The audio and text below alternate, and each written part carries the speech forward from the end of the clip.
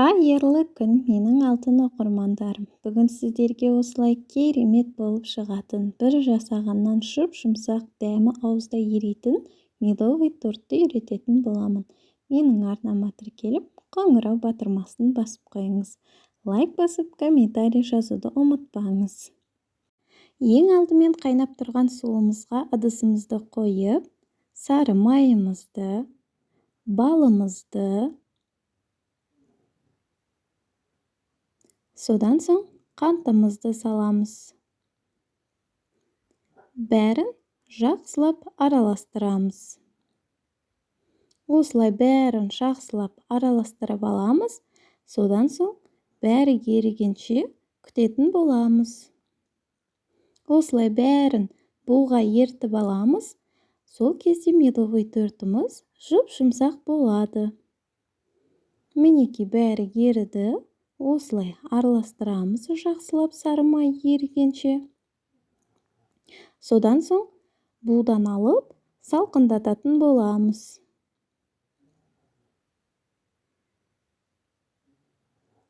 Қоспамыз салқындаймын дегенше 4 жұмыртқамызды осылай жақсылап миксерлейтін боламыз.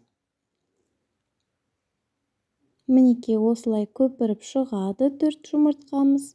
Содан соң салқындатылған, ертіп алған қоспамыздың үстіне осылай жұмыртқамызды қосып, жақсылап миксерлейтін боламыз. Міндетті түрде жақсылап миксерлеу керек.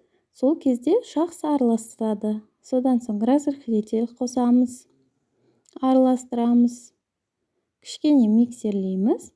Содан соң електен өткізілген ұнымызды салып, осылай миксерлемей тұрып, араластырып аламыз. Бір дестен ұнды салып миксерлесеңіз, ұныңыз жан жаққа шашырап кетуі мүмкін.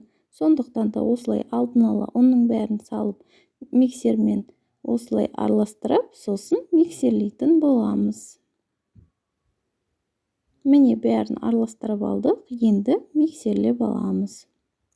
Мінекей қамырымыз осылай әдемі үлпілдек болып шықты. Енді бұны формамызға бөліп, пісіріп аламыз. Мен де осы қамырды 2 бөлікке бөліп пісіріп аламын. Менде форма 22 сантиметр. Осылай қызып тұрған пешімізде 180 градуста қызарғанша пісіріп аламыз. Енді кремін дайындаймыз. 2 жұмыртқаға қантымызды салып, осылай жақсылап араластырамыз. Жақсылап араластырдық. Енді үкіштен өткізілген мандаринімізді саламыз. Араластырамыз. Содан соң ұнымызды салып, жақсылап осылай араластырамыз. Алдын ала сүтімізді пешімізге қойып қоямыз. Сүтіміз қайнамау керек. Жылы болған кезінде осылай қоспамызға салып, араластырып аламыз. Сүт қайнап кетпеу керек, себебі жұмыртқамыз пісіп қалуы мүмкін. Енді жылы сүтімізге осылай қоспамызды құйып, тез-тез жақсылап араластырып тұрамыз. Егер де тез-тез араластырып тұрмасаңыз, кремнің асты күйіп кетуі мүмкін. Кремнің асты егер күйіп кетсе, кремнен күйгеннің дәмі шығып тұрады. Осылай тоқтаусыз араластырамыз. Креміміз қою болғанша. Мінекей креміміз қою бола бастады. Осылай қатты қою болып кетпесін. Осылай қою болып қайнағанда сары майымызды қосатын боламыз. Жақсылап араластырып, осылай креміміз мінекей осылай қою болып шығады. Содан соң пешімізден алып, ыдысымызға салып, осылай пищевой пленкамен бетін жауып, салқын жерге қойып қоямыз. Крем салқындағанша. Мінекей қамырымыз пісті. Осылай зубочисткамен тексеріп аласыздар. Қамыр піскен кезде зубочисткамыз құрғақ болады. Енді формамыздан қамырымызды шығарып аламыз. Осылай жан-жанын алдымен пышақпен кесіп аламыз. Сосын формамызды алатын боламыз. Егер де бір тестен кеспей алатын болсаңыздар, қамырымыз сынып кетуі мүмкін. Мінекей қамырымызды алып алдық. Осылай 2 бөлікке бөліп пісіріп алдық. Енді пергамент қағазын төсеп, қамырымыздың бетіндегі артықты осылай кесіп аламыз, түзу етіп. 2 қамырды да осылай түзу етіп кесіп аламыз. Кесіп алған қамырымызды осылай тарелкеге саламыз.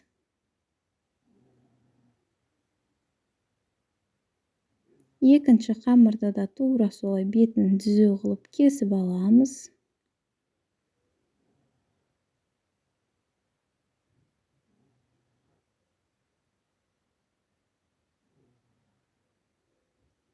Міне кесіп алдық. Енді қамырды тоже 2 бөлікке бөлетін боламыз. Осылай жан-жанын кішкене кесіп аламыз. Қатты кесіп жібермеңіздер.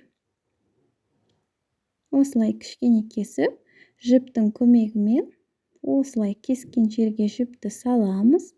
Сосын айқастырып, жіптің көмегімен қамырымыздың ортасын кесіп аламыз. Егер де пышақпен кесетін болсаңыздар, қисық кесілуі мүмкін. Мінеке қараңыздар, қамырымыз түп-түзу кесілді. Тура солай екінші қамырды да кесіп аламыз. Жан-жанын кішкене пышақпен осылай түзелеп, домалақ етіп кесіп аламыз.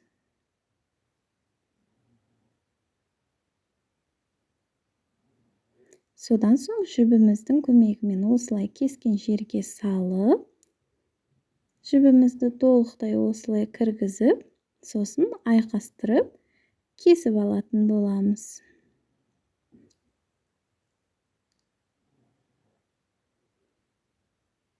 Міне, жібімізді шығарып алдық, қамырымыз осылай түп-түзу кесілді. Осылай қамырды 4 бөлікке бөліп алдық. Енді жаңағы бетіндегі кесіп алғандарды осылай қамырды ұсақтайтын боламыз. Мінеке ұсақтап алдық. Енді тортымызды жинаймыз. Осылай тортымызды формамызға саламыз. Содан соң суытылған кремімізді араластырып жіберіп, қамырымызға салып, осылай кремімізді жағып, тортымызды жинап аламыз. Кремді осылай 6-7 қасық салсаңыздар, 4 коржыға да жететін болады. Осылай кремді жағып шығамыз.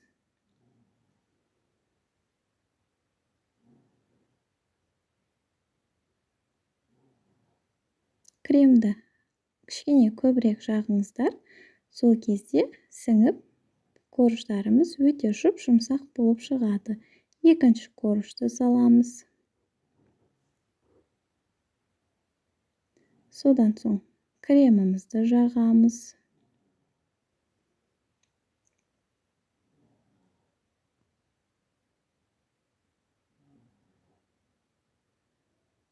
Үшінші коржды саламыз.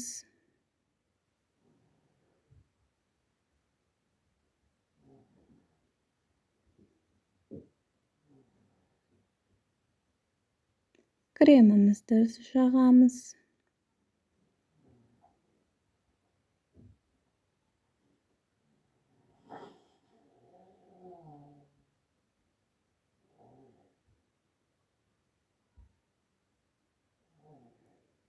Төртінші коржымызды қоямыз.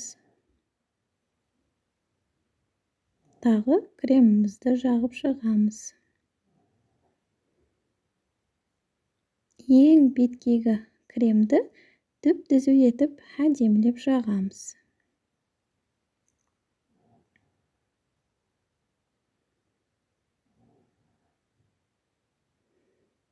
Мінеке кремімізді жақсылап түзу етіп жағып алдық. Енді домалақ етіп кесіп алған фольга қағазымызды осылай ортасына қоямыз. Содан соң осылай корждың ұнтақтарын жан-жанына сеуіп шығатын боламыз. Біркелкі әп-әдемі етіп сеуіп аламыз. Міне сеуіп алдық. Енді бетін осылай кішкене басып шығамыз.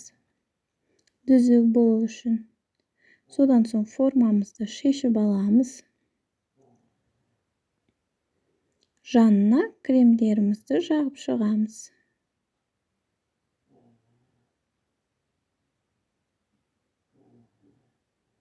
Кремімізді жағып алдық. Енді корждарымызды осылай жанына жағып шығамыз. Енді формамызды қайтадан кигіземіз. Фольга қағазымызды алып тастаймыз. Мінекей осылай түп-түзу домалақ болып шықты. Енді мандаринмен осылай бетін әсемдеп шығамыз.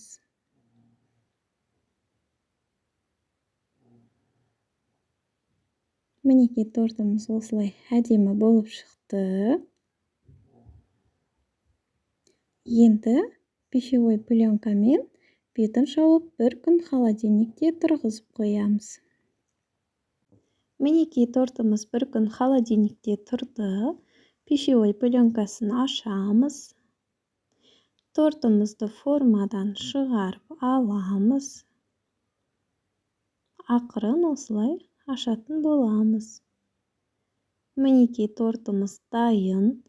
Осылай әп-әдемі, жұп-жұмсақ, ауызда еріп кететіндей торт дастарханыңыздың сәнін келтіріп тұрады. Видеоны соңына дейін көргендеріңізге рахмет. Ас болсын!